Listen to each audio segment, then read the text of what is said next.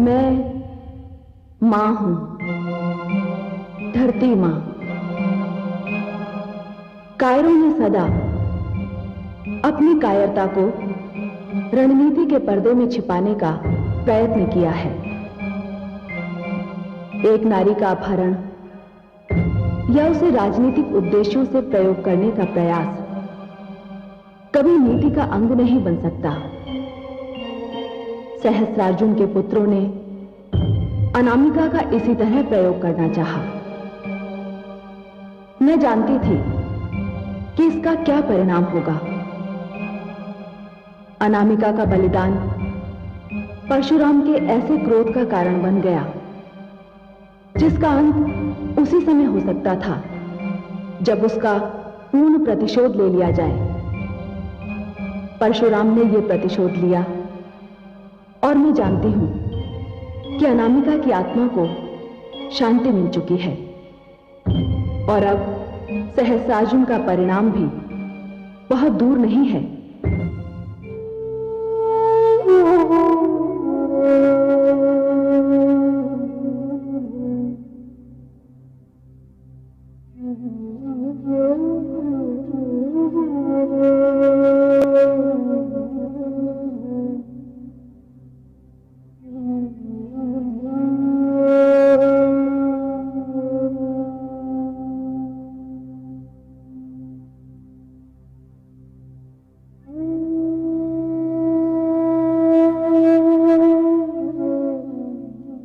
माता, आपने कहा था ना कि जिन लोगों ने आपका सुहाग लूटा है उनका वंश मिट जाए। मैंने उनके वंश के नाश की राह पर प्रथम पग धर लिया है माते। जिन लोगों ने आपकी मांग में वैधव्य की राख मल दी थी, मैंने उनका जीवन मिट्टी में मिला दिया है।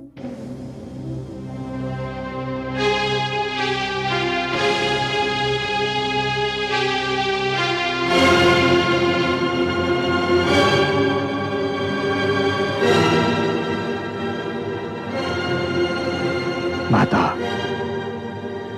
अब तो आपके हृदय को शांति मिली।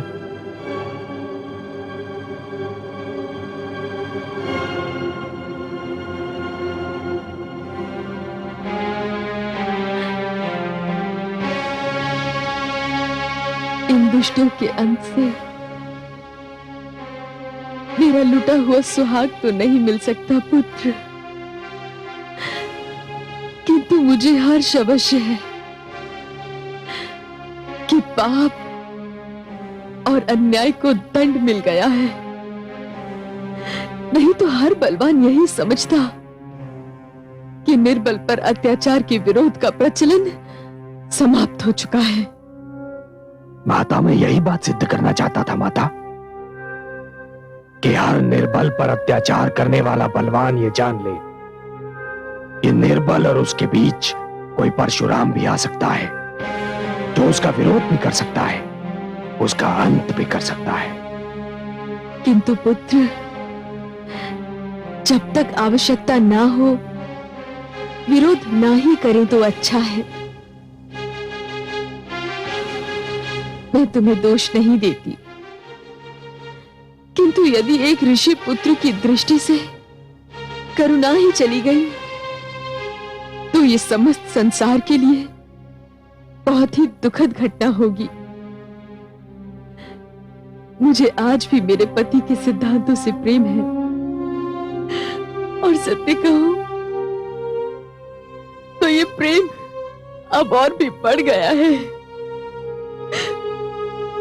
बातें,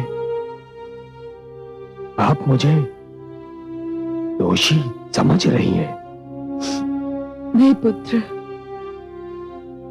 मैं किसी को दोषी नहीं समझती, ना तुम्हें और ना ही अपने स्वर्गीय पति को।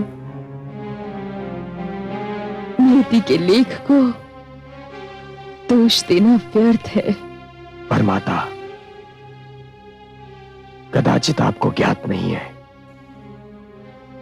कि मैं इस संसार में एक निश्चित लक्ष्य लेकर आया हूं।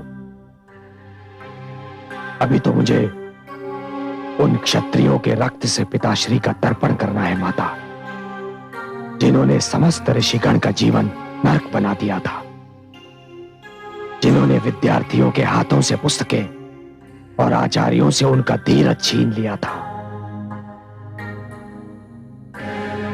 माता,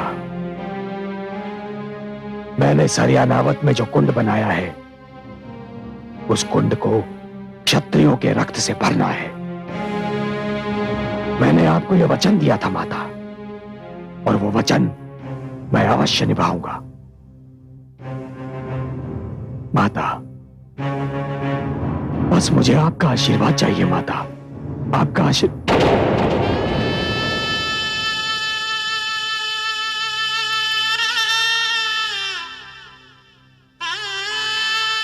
माता, माता, माता, माता,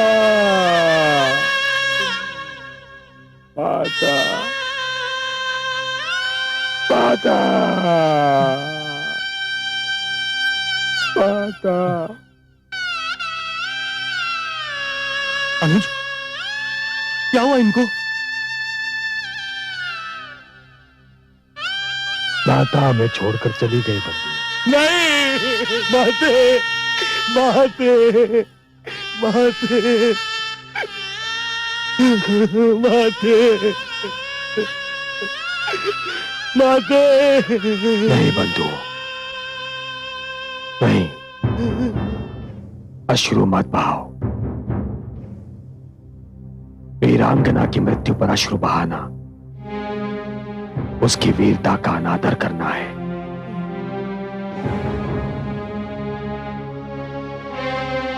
माता ने हमें जीवन भर हर दुख और कठिनाई का धैर्य से सामना करने की शिक्षा दी, और ऐसी वीर स्त्री की आंखें बंद होते ही हम उसी की दी हुई शिक्षा को भुला देंगे? नहीं, नहीं।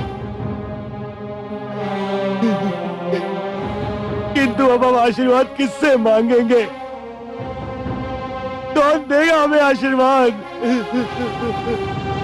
माता तो हमें आशीर्वाद देकर गई है बंधु।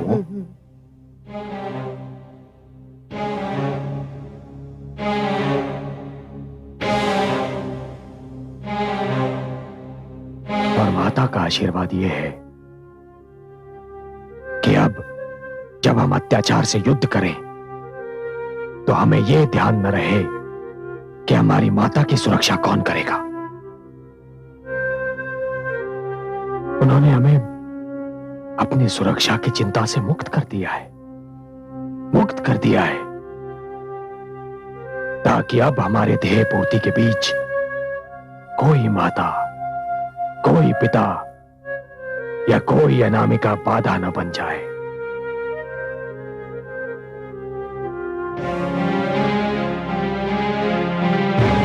अब मेरे लिए संसार में केवल दो ही वस्तुएं बची हैं,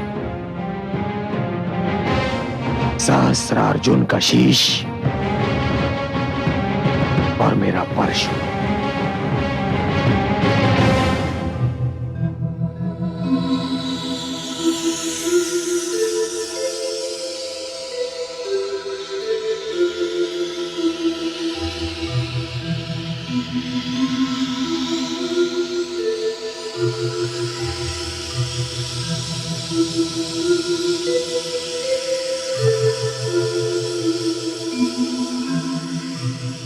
प्रणाम माते।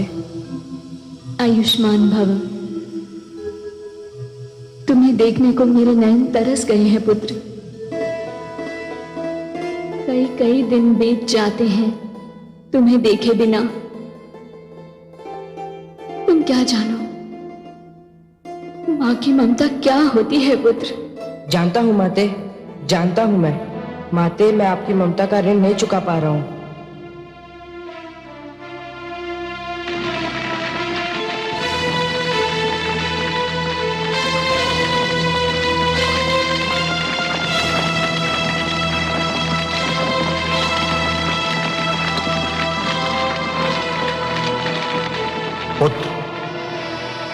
कहीं भावना की धारा में तुम बह तो नहीं गए ना? तुम्हें अपना वचन स्मरण है ना? तो काट दो अपनी माता का सर। अपने इस अभागे पुत्र को क्षमा कर देना माता। मैं वो करने जा रहा हूं जो आज तक किसी पुत्र ने नहीं किया होगा, और ईश्वर ना करे कि आज के उपरांत किसी पुत्र को करना पड़ जाए। क्षमा माते, क्षमा।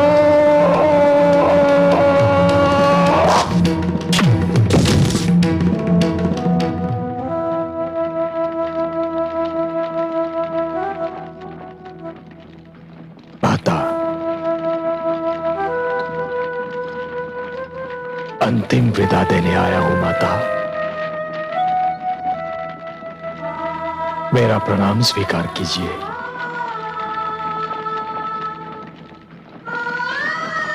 माता, मुझे संतोष तो है कि आपकी आत्मा पिताश्री की आत्मा से जा मिली होगी, परंतु ये न समझिए माता कि मैं वो मार्मिक दृश्य भूल गया हूं जब पिताश्री की मृत्यु पर आपने 21 बार अपनी छाती को पीटकर विलाप किया था। मैं एक एक करके 21 बार क्षत्रियों के रक्त से सरयानावर्त कुंड को भरूंगा और शत्रु के रक्त से पिताश्री और आपका तर्पण करूंगा।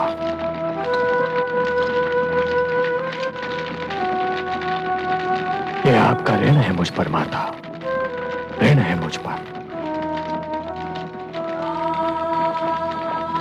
मुझे आपकी शपथ माता, आपकी शपथ, यदि मैं ऐसा ना करूं तो घोर नरक में चला जाऊं और ऋषि जमदग्नि तथा देवी रेणुका का पुत्र ना कहलाऊं।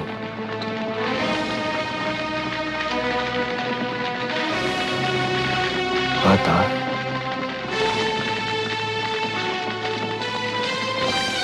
आज अपने आप को एकदम अकेला महसूस कर रहा हूं माता। अकेला पड़ गया हूं क्योंकि आप तो वो माता है इसने अपने पुत्र की हर त्रुटि और सारे अपराध हंसते हंसते क्षमा कर दिए। माता, हर पुत्र का प्रथम संस्कार माता के हाथों होता है और माता का अंतिम संस्कार पुत्र के हाथों। यह अग्निदान स्वीकार कीजिए माता। यह अंतिम अग्नि संस्कार स्वीकार कीजिए।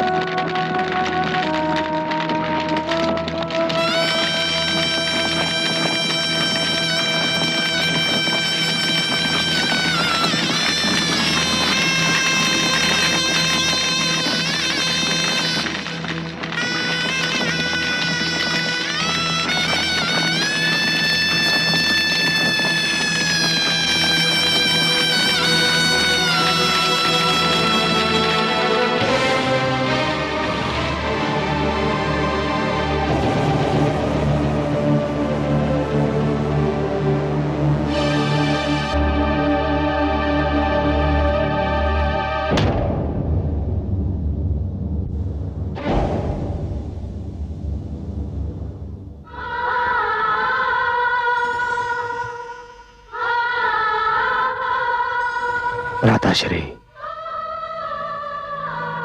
अधिकारों के इस महायज्ञ में पिताश्री की आहुति चढ़ गई। माताश्री ने भी अपने प्राण त्याग दिए। अब मुझे एक और जीवन की आवश्यकता है। मुझसे कहो अनुज, मैं दूंगा अपना जीवन। ये पेटिका देख रहे हो? क्या है इसमें? सहस्त्रार्जुन के चारों पुत्रों के सिर। मैं इन्हें महाराज सहस्त्रार्जुन को उपहार स्वरूप भेंट करना चाहता हूं, परंतु जो भी व्यक्ति जाएगा वो कदाचित जीवित नहीं लौटेगा। अनुज, जब सम्मान का प्रश्न होता है, जब प्रतिष्ठा दांव पर लगी होती है, जब अत्याचार के विरोध का चक्र चलता है, तब प्राणों का कोई मूल्य नहीं होता। मुझसे कहो क्या करना है। इसे महाराज सहस्त्रार्जुन के सेनापति को भेंट करो मेरी ओर से, और इसे ये निवेदन करो कि इसे केवल महाराज सहस्त्रार्जुन ही खोलेंगे। सेनापति एक क्षत्रिय है और मेरा विश्वास है कि वो ऐसा ही करेगा, क्योंकि सहस्त्रार्जुन और उसके सारे सहयोगी ये जानते हैं कि आप युद्ध कला में प्रवीण नहीं हैं। आप तो केवल एक आचार्य हैं। कदाचित आपके प्राणों की रक्षा हो जाए, किंतु भ्राता, आपको अपने मस्तक पर मृतक वस्त्र बांधकर ही जाना होगा। मैं जाऊंगा अनुज, अवश्य जाऊंगा। यदि ये प्राण चले गए तो समझूंगा मात्र पितृ ऋण उतारने की चेष्टा तो की। भ्राता, ये कार्य स्वयं मैं भी कर सकता था, किंतु अनुज, तुम्हारा निर्णय उचित है। तुम्हें संपूर्ण युद्ध का संचालन करना है। सैनिक अनेकों होते हैं, किंतु सेनापति एक होता है। भ्राता, मुझे अब चलना चाहिए। भ्राता, यशस्वी भव, यशस्वी भव।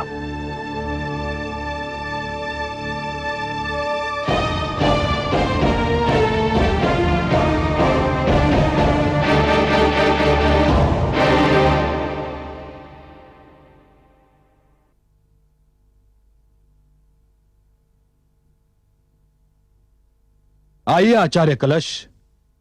सेनापति विशाल, मैं महाराज सहस्त्रार्जुन के लिए परशुराम की ओर से यह पेटिका लेकर आया हूं। इसमें महाराज के लिए एक भेंट भी है और एक संदेश भी। क्या है इसमें? मुझे देखने की अनुमति नहीं थी और परशुराम ने आपसे भी निवेदन किया है कि इसे केवल महाराज सहस्त्रार्जुन ही देखें।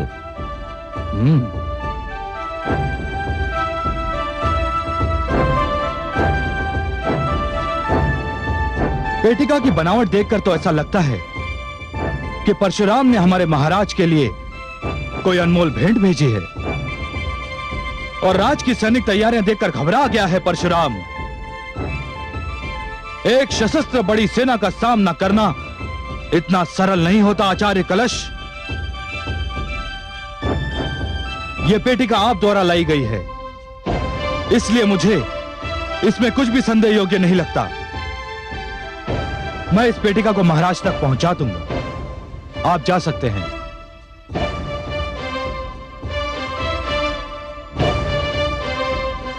सैनिकों, यह पेटिका को उठाकर मेरे साथ चलो।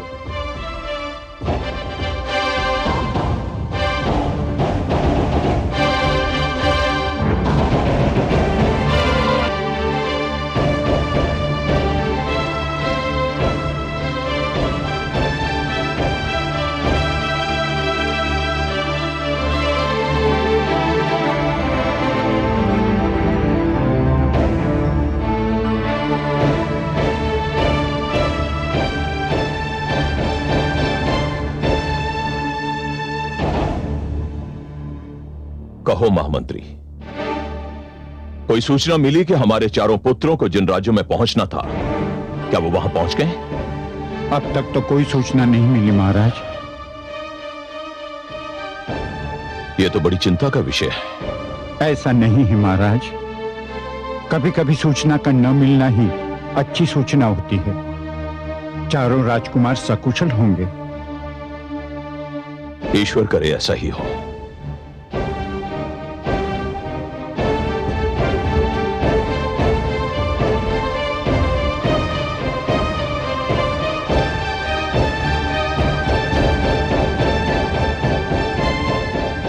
महाराज की जय हो। महाराज, परशुराम ने आपके लिए कुछ भेजा है। परशुराम ने मेरे लिए? हाँ महाराज, और जो व्यक्ति इसे लेकर आया था उसने कहा था कि यह केवल आपके लिए है और इसे केवल आपके समक्ष ही खोला जाए। ठीक है, मंगवाओ उसे। जो आज्ञा महाराज।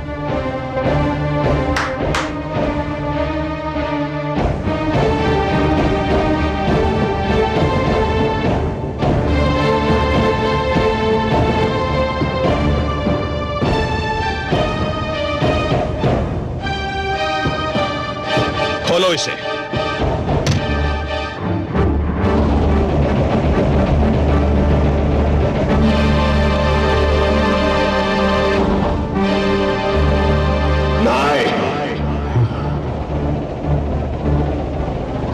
क्या हुआ महाराज? इस पेटिका में क्या है? हे ईश्वर, राजकुमारों के कटे हुए सार। क्या? क्या? क्या? नहीं,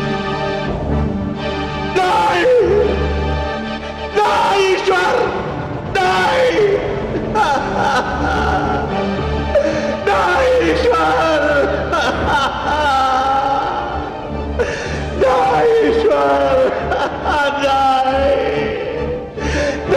ईश्वर, यह दृश्य देखने से पहले महाप्रलय क्यों नहीं आ गई?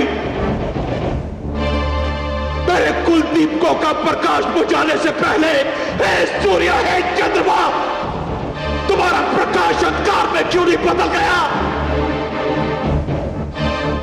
परशुराम, यदि यही तुम्हारा युद्ध संदेश है तो यह भी सुन ले। तुमने मेरे कुलदीपकों के कटे हुए सिर भेजे हैं। इन कटे हुए सिरों की सौगंध, मैं इस धरती पर एक भी भार्गव को जीवित नहीं छोड़ूंगा, बिल्कुल नहीं छोड़ूंगा। परशुराम,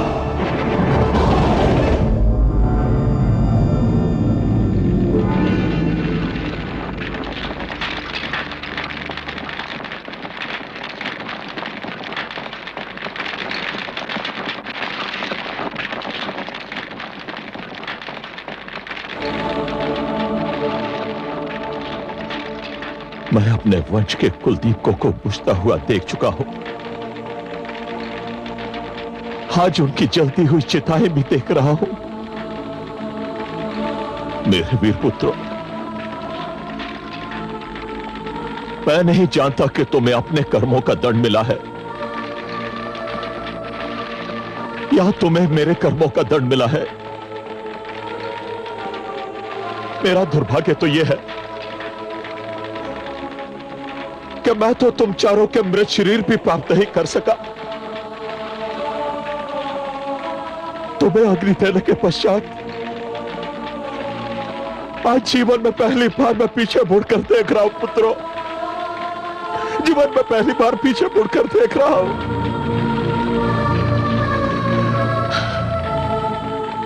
मैं देख रहा हूं उस सहस्रार्जुन को जो महान कृतवीर्य का पुत्र और जगत नियंता का पुत्र, सहस्र बाहुओं का बल रखने वाला। हां, यही भगवान दत्तात्रेय ने मुझे वरदान दिया था। मेरे तप से प्रसन्न होकर आज मैं सोच रहा हूं कि वो तपस्वी कहां चला गया। आज मैं सोच रहा हूं ये सम्राट मेरे अंदर कैसे प्रवेश कर गया? लोगों के जीवन की यात्रा संन्यास पर समाप्त होती है, परंतु मेरे जीवन की यात्रा तो संन्यास से प्रारंभ हुई थी।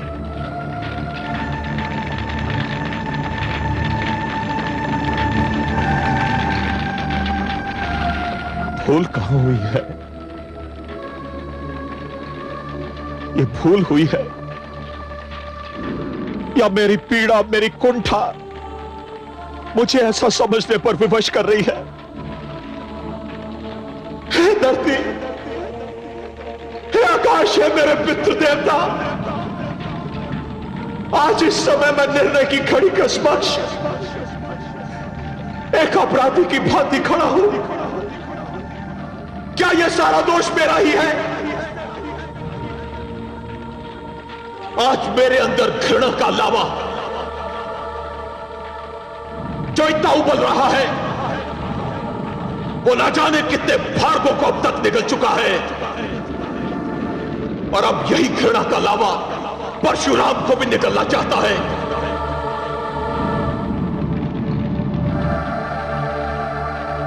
हाँ महाराज, यही सत्य है। जो व्यक्ति अपने अस्तित्व की रक्षा के लिए युद्ध नहीं करता, उसे इतिहास भूल जाता है। भार्गव जिस प्रकार अपने अस्तित्व का संघर्ष कर रहे हैं, उसी प्रकार हम क्षत्रिय भी अपने अस्तित्व के लिए एक भयानक नरसंहार करेंगे। इस समय आप अकेले नहीं, आपके साथ 21 महाशक्तियां हैं। महाराज, विजय की देवी इस समय हमारी प्रतीक्षा में है और हमारा स्वागत करने के लिए तत्पर है। उठाइए तलवार। सम्राट सदैव तलवार के बल पर शासन करते अच्छे लगते हैं, और फिर प्रतिशोध भी आपसे कुछ मांग रहा है, और वो 4 जलती हुई चिताएं भी आपसे कुछ मांग रही हैं। महाराज, आपने सत्य कहा है, आपने सत्य कहा है। मैं आप लोगों का आभारी हूं। थोड़ी देर के लिए मैं पुत्र मोह में पीछे चला गया था। युद्ध होगा, भयानक युद्ध होगा, और भार्गवों की ऐसी अनेक चिताएं जलेगी, अवश्य जलेगी। युद्ध होगा।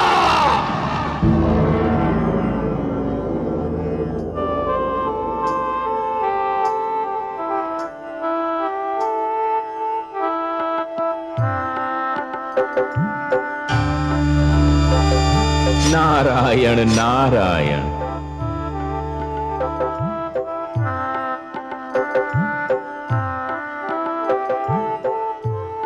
बड़े अचरज की बात है, मैं तो अपने नारायण को उनके अंशावतार की और माता को उनके शिशु की वीरता के लिए बधाई देने आया था, जिनका जन्म उनके कर कमलों से हुआ था। किंतु नारायण के मुख पर गंभीरता की छाया देखकर मैं कुछ कहने का साहस नहीं जुटा पा रहा हूं। माता, आप ही मुझे बताइए, आप दोनों इतने शोकाकुल क्यों हैं?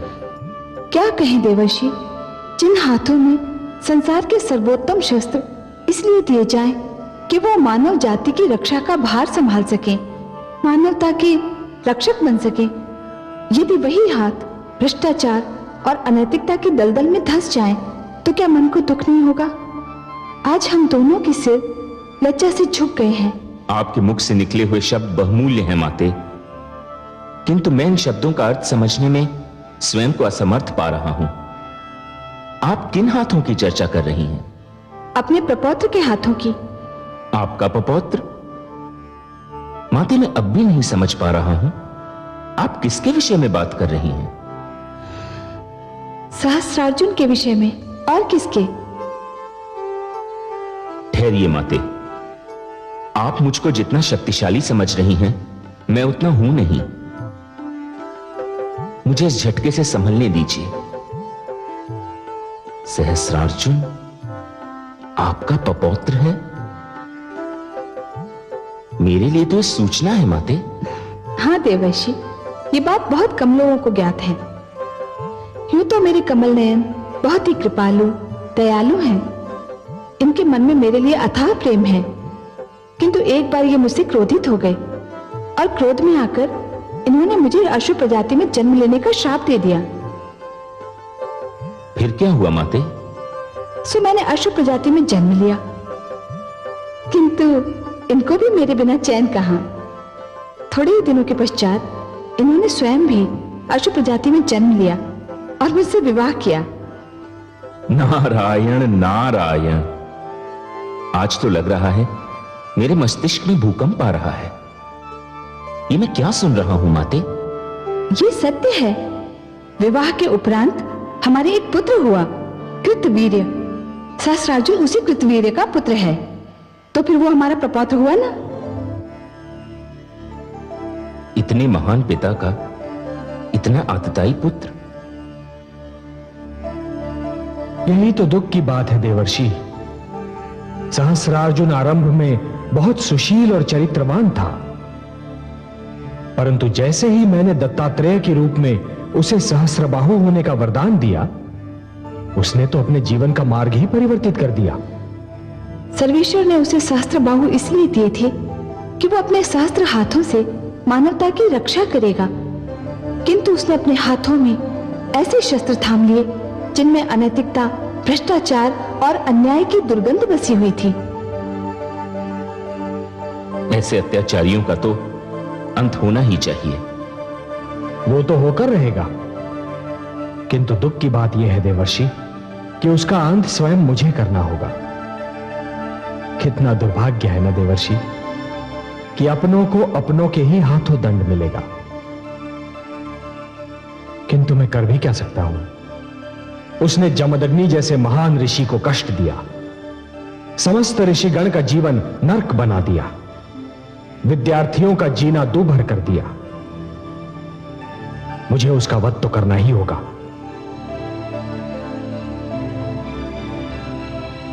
हे देवर्षि, जिस प्रकार शरीर का कोई भाग यदि सड़ जाए तो समस्त शरीर को बचाने के लिए उस भाग को काटना ही पड़ता है, उसी प्रकार यदि घर के दीपक से ही घर को आग लग जाने का संकट हो तो उस दीपक को अपने ही हाथों बुझाना भी पड़ता है। मुझे सहस्रार्जुन का वध करना ही होगा। और देवर्षि, सिद्धांत रूप में तो आवश्यकता पड़ने पर मैं स्वयं अपना वध भी कर सकता हूं। और आज तो अंतिम निर्णायक युद्ध है। हां महादेवी, जब क्षत्रियों ने अपना कर्म छोड़ दिया तो भार्गवों को भी अपना धर्म छोड़ने पर विवश होना ही पड़ेगा। हे सर्वेश्वर, आपकी लीला अपरंपार है। नारायण नारायण।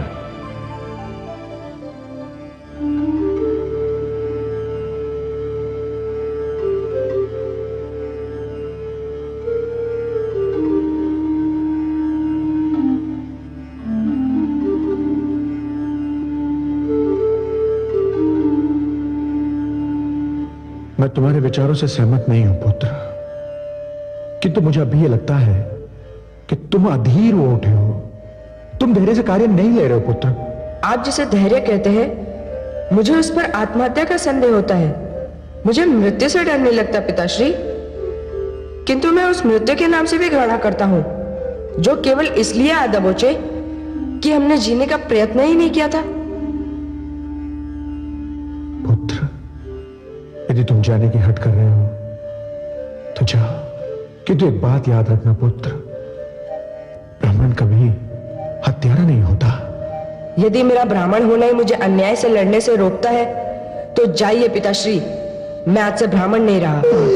स्वामी, माता, स्वामी, माता, स्वामी, माता। वत्स परशुराम,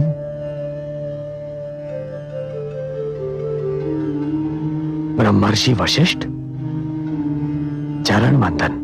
कल्याणमस्तु। किन विचारों में खोए हुए थे वत्स?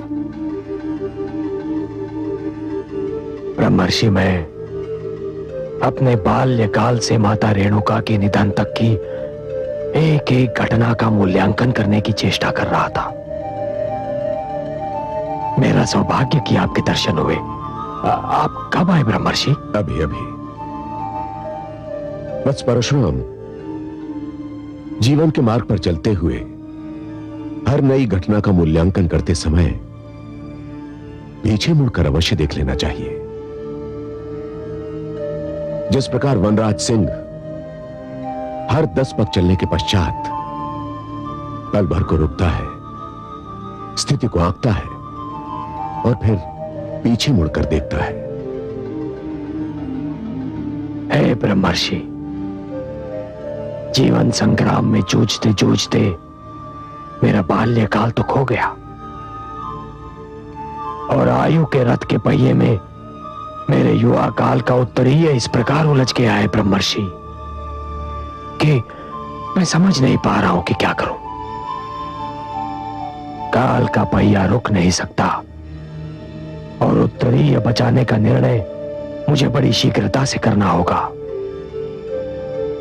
हे ब्रह्मर्षि, आप ही बताइए कि कहीं मैं सहस्रार्जुन से असीम घृणा के कारण कोई पाप या कोई अनर्थ तो नहीं कर रहा।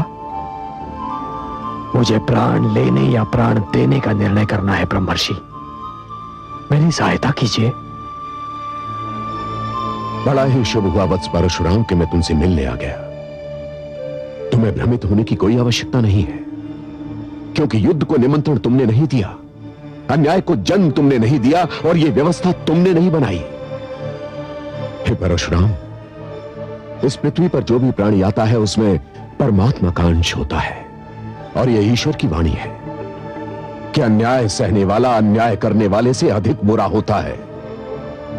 पाप कर्म होता देखकर जो उसका प्रतिरोध नहीं करता वो महापापी होता है। परशुराम, सत्य तुम्हारे साथ है, न्याय तुम्हारे साथ है, धर्म तुम्हारे साथ है।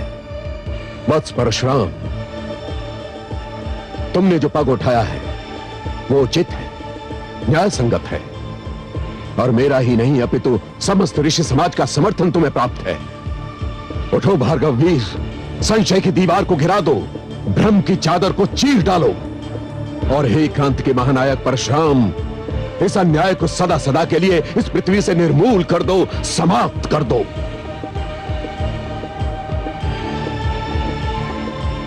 हे ब्रह्मर्षि वशिष्ठ, इस समय आपका आगमन सचमुच ही बहुत शुभ है। आपने दीपक की कांपती हुई लौ के लिए अपनी ओजस्वी वाणी में अपने विचारों के माध्यम से जो तेल और ईंधन डाला है, उससे मैं इस अन्याय को, इस समस्त व्यवस्था को जलाकर राख कर दूंगा।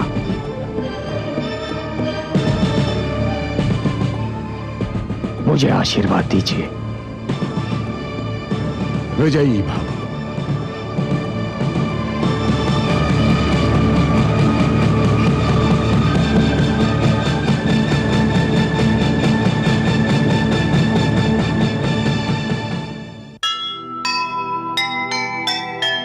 एक बार फिर युद्ध की उठी घटा घन घोर, धरती से आकाश तक मचा हुआ है शोर।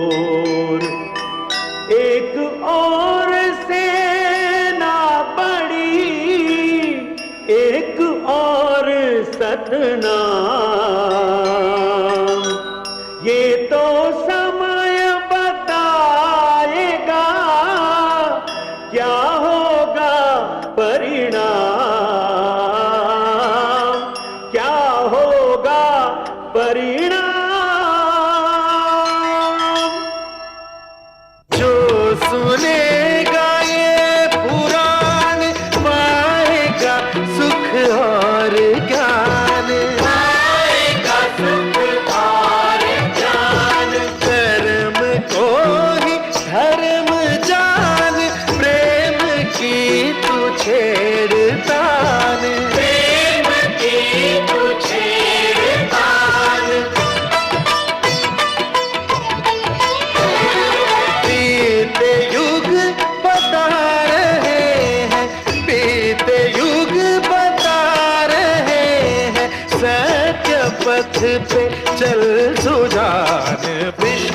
पुराण